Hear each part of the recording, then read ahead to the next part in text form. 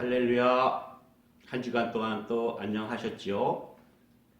이번 주는 종료주일로, 종료주일은 주님이 예루살렘 성에 입성하실 적에 사람들이 종려나무 가지를 꺾어서 흔들면서 주님을 환영했던 모습에서 유래됐습니다.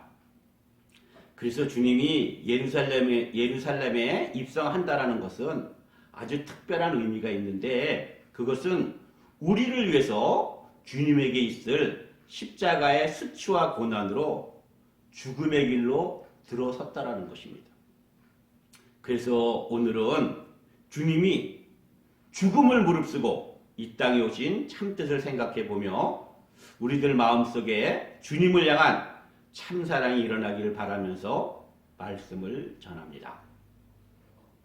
2000여 년 전에 주님은 세상에서 가장 천한 장소에 인간의 모습으로 오셨는데, 하나님의 아들이신 주님이 구세주로 이 땅에 오신 이유는 우리를 구원하려는 성부 하나님의 인간을 향한 사랑의 표현이었다라는 것입니다. 그래서 주님께서 공생애를 하는 3년 동안에는 가시는 곳곳마다 죄로 인한 질병을 치유하셨고, 귀신 들린 사람에게는 귀신을 쫓아내 주셨으며, 죽은 자들은 많은 사람들이 보는 앞에서 살려주셨다는 것입니다. 이처럼 주님은 하나님의 아들이신 동시에 인간의 아들인 모습도 보여주셨는데, 이런 거를 볼 적에 만일 우리를 구원하러 오신 주님이 오직 신의 모습으로 우리가 하지 못할 기이한 일들만 보여주셨다면, 그런 것은 우리는 인간이기 때문에 할 수 없는 신의 영역이라고 생각하고 말았을 것입니다.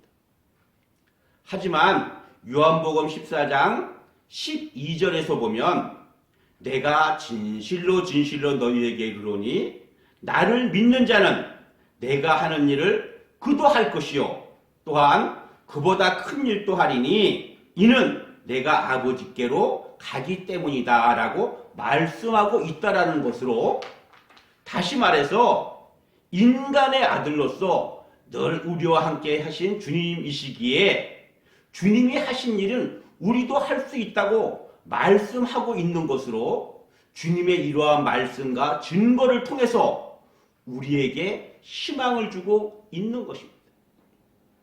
그래서 주님은 사람의 능력으로 하지 못할 일은 요구하지 않는다라는 것으로, 주님께서는 겨자씨만한 믿음만 있으면 할 수 있다라는 희망의 말씀으로 그 당시 제자들에게, 그리고 지금의 우리들에게 말씀하고 있다라는 것입니다. 그래서 이 말씀을 요즘 시대에 적용해 보자면, 요즘같이 코로나 사태로 힘든 세상에서, 즉 질병과 실업과 어려운 경기로 인간관계가 깨지는 삭막한 시대에 무언가 희망이 없다면 하루하루 살기가 힘들 것입니다. 하지만 인간은 그 어떠한 절명적인 환경 속에서도 희망을 찾아 몸부림치는 존재로, 주님은 요한복음 14장 14절에서 희망의 말씀을 주셨다라는 것입니다. 즉, 내 이름으로 무엇이든지 내게 구하면 내가 행하리라 라는 것입니다. 그래서 이 말씀이 믿음을 가진 우리 같은 성도들에게는 희망의 메시지로, 요즘처럼 코로나 사태로 힘든 시간을 보내는 우리들에게는 이 말씀이 마치 백지수표와 같아서 무엇이든 주님의 이름으로 구하면 응답받을 수 있다는 희망이 된다는 것입니다. 하지만 이 구함에서 알아야 할 것은 한 가지 조건이 있는데, 그 조건만 맞는다면 엄청난 은혜가 쏟아진다는 것으로, 그 조건은 주님의 뜻에 맞게 구해야 한다는 것입니다. 그렇다면 여기서 주님의 뜻에 맞게 구한다라는 것이 무엇일까요? 그것은 요한복음 14장 10절의 말씀에 놓았는데요. 오직 아버지께서 내 안에 계시면서 자신의 일을 하는 것이라고 말씀하고 있습니다. 그렇다면 하나님이 내 안에 계시면서 당신의 일을 하시면서 우리에게 구하는 것은 과연 무엇일까요? 그것은 바로 하나님이 우리를 위해서 미리 예정하시고 준비해 놓은 그 길을 찾아서 믿어 순종하며 살아가라는 것입니다. 이렇게 볼 적에 세상적 자기 계획과 생각이 아무리 확고하다 하더라도 하나님의 말씀과 계시가 온다면 자기가 생각한 길을 부정하고 하나님의 길을 따라 나아가는 것이 신앙인의 도리라는 것입니다. 그래서 성령님이 이 모든 일을 우리에게 보여주신다고 말씀하셨던 것으로 우리는 성령님의 인도를 받아서 하나님의 뜻을 알려고 끝없이 공부하고 묵상하며 살아가야 한다는 것입니다. 그렇기 때문에 광야 같은 세상에 하나님의 뜻을 알지 못하고 내 멋대로 살아가려고 할 적에 끝에 가면 후회이고 다 허무한 인생이 되는 것입니다. 그러니 성도 여러분, 우리는 오늘 말씀을 꽉 붙들므로 어떤 어려움이 오더라도 희망을 가지고 삽시다. 주님의 뜻에 맞게 구하며 살아갑시다. 내 생각보다는 성령님의 인도하심을 따라 살려고 몸부림침으로 종국에는 승리하는 삶을 삽시다. 아멘. 구약 성경에 보면 이스라엘의 초대왕 사울왕이 나오는데 사울왕의 삶의 모습을 보면 처음에는 겸손하였고 하나님의 말에 순종하는 사람이었다는 것입니다. 그래서 하나님께서 기름을 부어 이스라엘 초대왕으로 세우셨고 또 사울도 주님의 뜻대로 나라를 잘 다스렸다는 것입니다. 그러나 그는 하나님이 함께함으로 나라가 점점 강성해지자 그 마음에 사탄의 마음인 교만이 들어옵니다. 어쨌든 그런 세월이 흐르던 어느 날 하나님께서 하루는 사무엘을 보내 사울에게 명령합니다. 그 명령의 말씀이 사무엘상 15장 2절로 3절 말씀으로 하나님께서 이렇게 말씀하셨습니다. 이스라엘 자손들이 이집트에서 올라올 적에 아멜렉이 이스라엘에게 한 일, 곧 길에서 잠복해 기다리다가 공격한 일에 대해서 내가 벌할 것이다. 너는 지금 가서 아멜렉을 공격하고 그들에게 속한 모든 것을 완전히 멸망시켜라. 그 어떤 것도 남겨두어서는 안 된다. 남자와 여자, 어린아이와 젖먹는 아기, 소와 양, 낙타와 나귀들을 모두 죽여라. 한마디로 모든 생명체는 하나도 남김없이 죽이라는 것이었습니다. 이 말을 들은 사울왕은 군대를 거느리고 나가서 아멜렉 족속을 완전히 멸망하죠. 이처럼 전쟁에서 대승을 하자 사울은 명예욕에 휩싸입니다. 그래서 사울왕은 이스라엘 백성 앞에서 승전고를 울릴 적에 자신의 용감함과 위대함을 자랑하려고 하나님의 명령을 어기고 아멜렉 아가강을 죽이지 않고 끌고 왔고 또한 살찐 소와 양은 죽이지 않고 그대로 끌고 옵니다. 이 같은 교만으로 인해서 하나님의 명령과 뜻이 뒷전으로 밀려나게 된 것입니다. 그때 하나님의 계시가 사무엘에게 임했는데 사무엘상 15장 11절을 보니까 이렇게 말씀하고 있습니다. 내가 사무엘을 왕으로 삼은 것을 후회한다. 그는 내게서 등을 돌렸고 내 지시를 따르지 않았다. 이 말을 들은 사무엘은요 마음이 너무 아파서 밤새 하나님께 기도하다가 아침 일찍 사우랑에게 가서 물었는데요. 이렇게 묻지요. 왕이시여, 어찌하여 하나님의 뜻을 거역했습니까? 아니요. 나는 거역하지 않았습니다. 그러면 저 뒤에서 오는 짐승들의 소리는 다 무엇입니까? 아, 그거요. 그것은 백성들이 하나님께 제사 드리기 위해 짐승 중에 살찐 것은 죽이지 않고 가져온 것입니다. 라고 얘기했다라는 것입니다.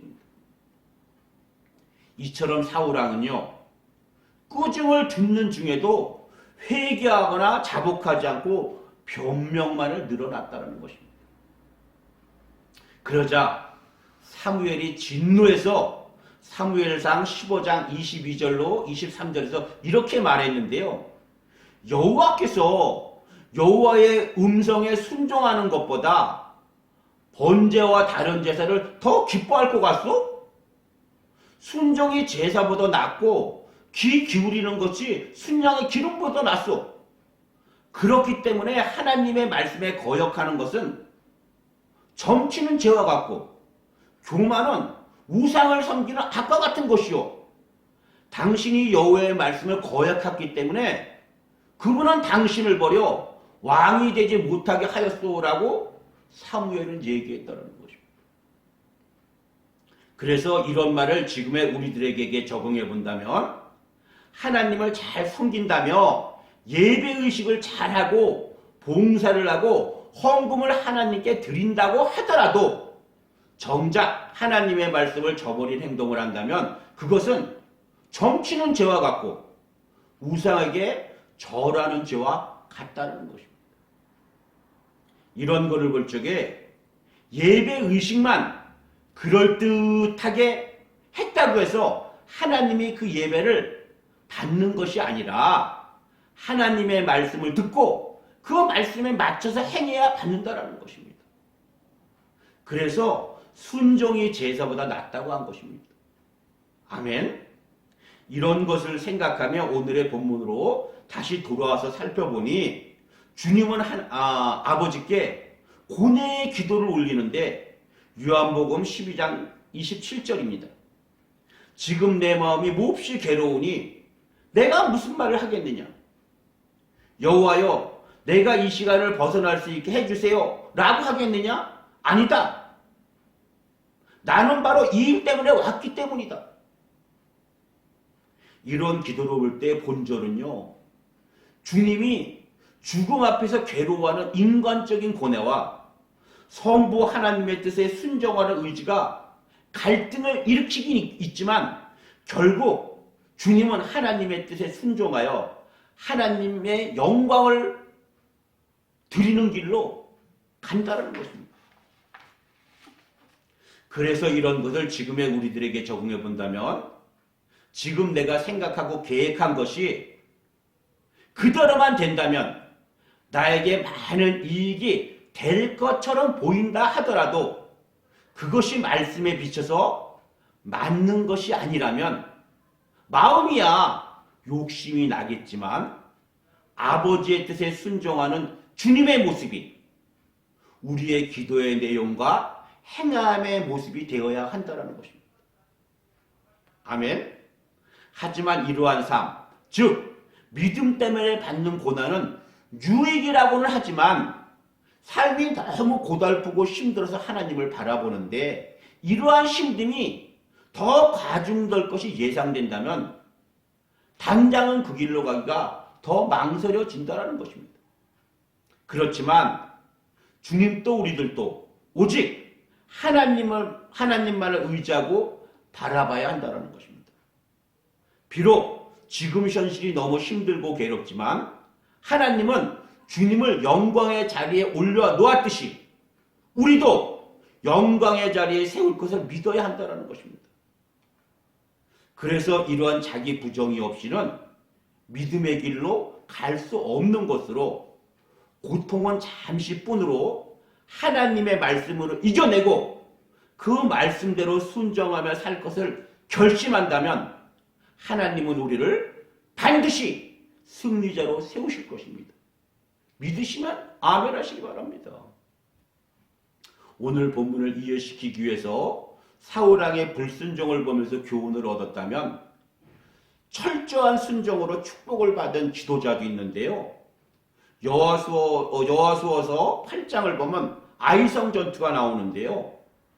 여호수아는 아침 일찍 일어나서 백성을 점검합니다.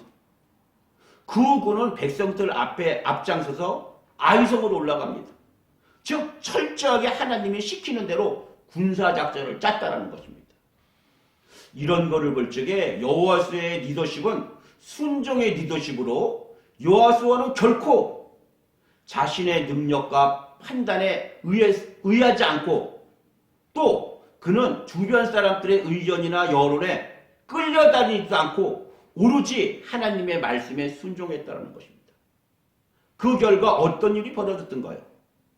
아이성은 완전히 무너졌으며 아이성 왕은 산채로 사로잡았다는 것입니다. 그래서 이런 것이 철저한 순종의 결과로 이러한 순종은 세상에서 고난이 있더라도 평강을 줄 것이며 하늘나라에서는 여호수아처럼 승리를 맛보게 할 것입니다. 그래서 이러한 순종의 승리는 그때나 지금이나 불변입니다.